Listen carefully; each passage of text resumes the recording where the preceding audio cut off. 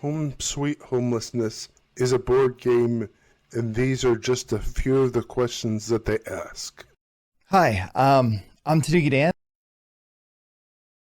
I'm very lucky that when it comes to my personal experiences with homelessness, it was mostly couch surfing with a few weeks at most where I was like sleeping in parks, under bridges, or street benches and whatnot. When it comes to coping with it, I did learn a lot about what it means to go without, but it did have a long-term effect on me. Not knowing when you're going to eat next, having to bathe in rivers or not at all in the winter.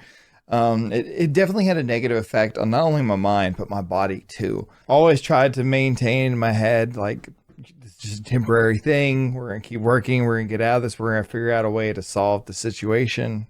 That's not always the case, but that's why I kept telling myself to cope and get through it. The thing that makes finding work difficult is that most jobs not only want you to have a home address, but they want you to look nice. They want you to smell nice. They want a phone to get a hold of you. And when you're homeless, more than likely, you're going to be none of those things. All those things that you need to find a job, you're not going to have access to.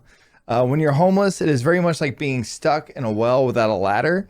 And the people that you need help from are going to be asking why you don't have a ladder to get out of the well yourself before they offer to assist you.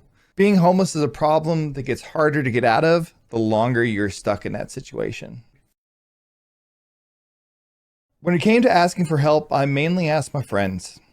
A lot of my life in my teenage years and young adulthood that I spent without residence, I didn't let my parents know because of their own issues with their mental health and how hard life already was for them. I didn't want to put any more stressors into their life.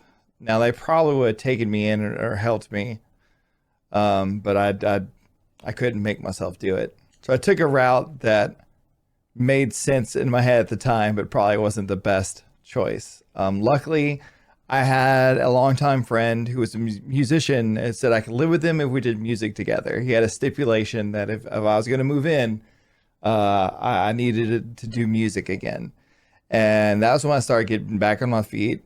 I had a place to bathe, to call a residence. I was able to use this phone for like job applications and whatnot to finally get a job. And that was when I finally started to come to life again. And I'm so thankful to that person to this day. And I'm really glad that that was the beginning of me participating in music and my other hobbies. Almost every person I've ever met on the street has been a hardworking individual. If they were not, there was someone who had worked really hard and didn't deserve to be in the situation they were currently in. All it took was a few bad things and suddenly they lost it all. We have all sorts of modern conveniences that keep us from boredom, but society often takes away the free pleasures from us. You can't be in the parks after dark. You can't be on the streets. Venues don't want you inside if you don't look or smell nice. That is one thing I will never forget about my brief time on the streets. Boredom will become physically painful after just a few days of having zero entertainment besides yourself. I couldn't imagine having to go through that for years. It's why it's so important to me to help people that are suffering. Every person has worth, and every person deserves love. Please support the game by letting more people know about it, and maybe even donating if you can. Thank you, Project, for awesome. It's been a pleasure.